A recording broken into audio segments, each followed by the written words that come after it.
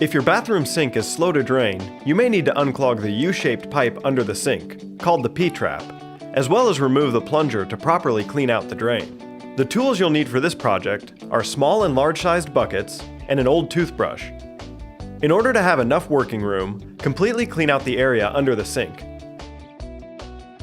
The first step is to remove the P-trap. Place a small bucket under the P-trap to catch any water that may still be in the drain. There are two nuts that attach the P-trap to the drain pipes. These are usually tightened by hand. However, if there is a lot of buildup, you may need an adjustable wrench to loosen them. Loosen the nuts and slowly pull the P-trap away from the drain. Be cautious, as any water in the drain will start dripping into the bucket.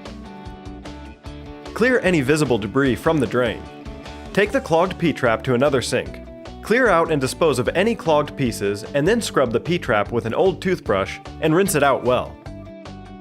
Now remove the plunger from the sink. Unscrew the rod attachment from the back of the drain under the sink. Pull the rod out of the attachment. The plunger can now be pulled up and out from the sink basin. Look down through the drain. Even though you may be able to see through, it could still have a lot of hair or particles clogging the drain. With the large bucket under the drain opening, run a gentle stream of water while cleaning the drain with a toothbrush. Do this from under the pipe as well. Replace the plunger into the basin, carefully aligning the notched opening to the back of the sink. Insert the rod through the opening in the drain and tighten the nut. Place the cleaned P-trap back onto the drain pipes and tighten the nuts. With your hardware reassembled, your sink should have no trouble draining.